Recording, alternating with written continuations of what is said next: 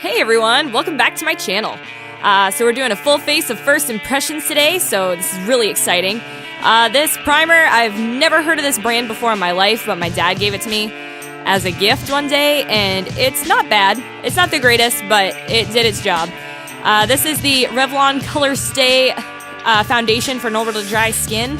The shade I got was way too pale for my face, if you can't tell. And I tried this foundation when it had its old formula, but I saw that the formula was different, so I decided to try again, and I'm really not the biggest fan of it. But I am mixing it with the Makeup Forever HD foundation. I have tried this before, but it was just way too pale for my face, and I had to mix it in with a foundation that was a little bit darker. So now I am going in with my Beauty Blender and blending both of those foundations together. It still kind of came out a little bit paler than I would have liked, but, you know, you gotta do what you gotta do. Don't mind my severe acne on this side of my face right here. I look like Two-Face from the Batman comics. I'm not exactly sure what's going on with my skin right now, but I know that it's not liking me. If you guys have any idea of what could be happening, please let me know in the comment section down below. So this is the Maybelline Master Conceal. Most of these things I've had in my makeup collection for a really long time, and I just haven't had a chance to try them out yet. So if some of them look a little beat up, that's probably why, but I swear I've never tried any of these things before. This concealer is really good, actually. The only thing negative that I'd have to say about it is that it like creases really fast. I'm so used to my Tarte Shape Tape where it doesn't crease at all, and I left it on there a little too long and it started to crease on me, but I'm just going in with that and putting it on my eyelids, to prime for eyeshadow. Yeah.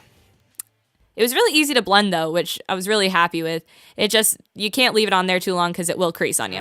So this is the Maybelline Master Fix setting powder, and I'm not gonna lie, I'm really not the biggest fan of this powder.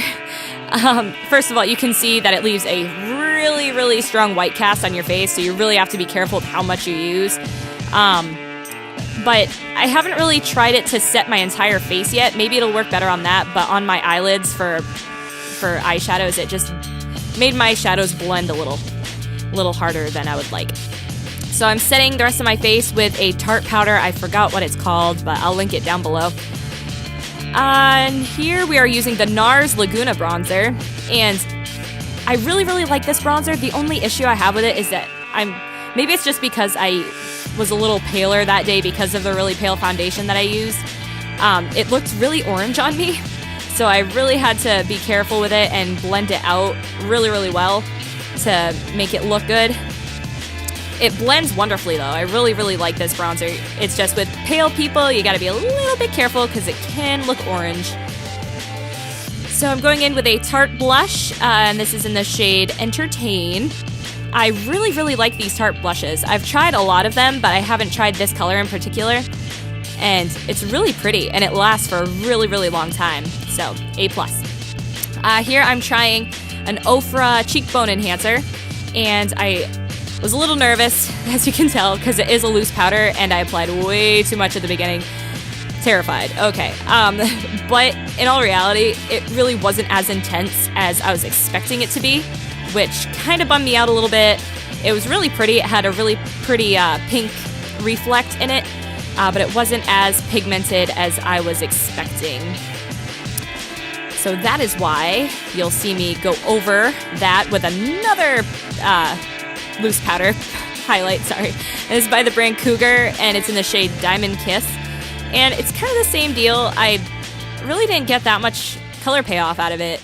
I was really kind of bummed, but I put that over top just to get rid of the pinkiness, because it just wasn't going to go with the eye look that I was planning on that day.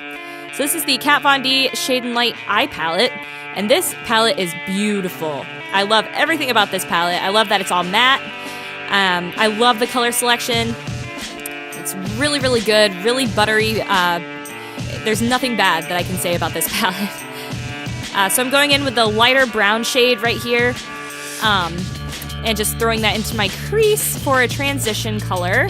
And then I'm going in with the next, the second lightest brown in the palette. And just doing the exact same thing with the exact same brush. Nothing too fancy going on here.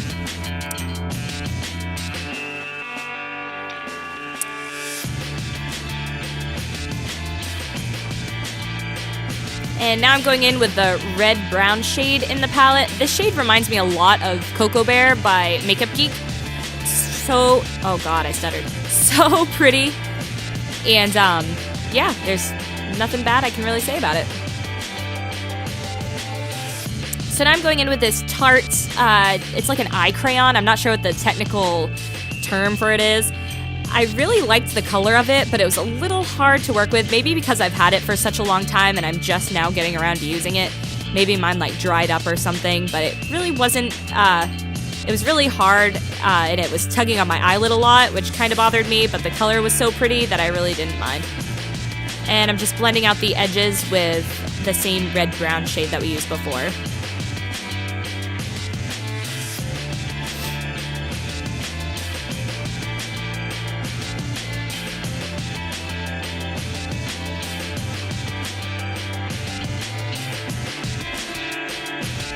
And I'm highlighting my brow bone with the matte white in the palette.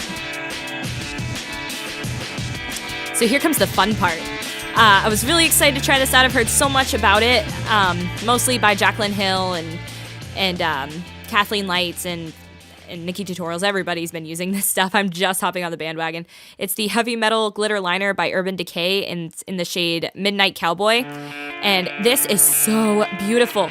The thing that I really like about these is that you don't have to worry about glitter glue and the glitter falling everywhere. It makes it so easy for you. You can just paint it on your eyelids and it looks gorgeous. So I'm just painting it on my eyes until it's at the intensity that I want it. This product is amazing. I highly recommend it for everybody, especially if you love glitter like I do. All right, and I'm just coating my eyelashes with mascara. I didn't have a new one. I should have gotten a new one to try, but I'm just using the L'Oreal Telescopic and just popping some false eyelashes on.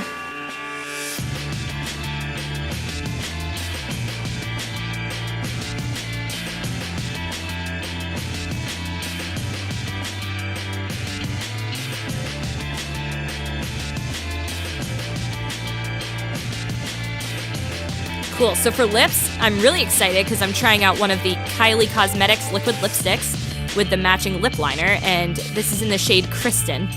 And it's a really pretty pink shade, it's gorgeous. My lip liner, I had to keep shaking it in order to get the product to come out of the top. I don't know if there's just, maybe it's broken inside there or something, but that was a little irritating, but the lip liner itself was so good that I really didn't mind. One of the creamiest, most pigmented lip liners I've ever used, and the liquid lipstick I have no complaints about either.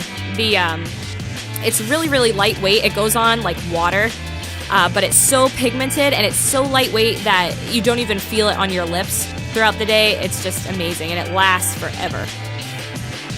And it smells good. It smells like cupcakes. So that's that. And I didn't have a new setting spray to show you guys. Sorry, but I'm just using the same old with the Urban Decay All-Nighter setting spray.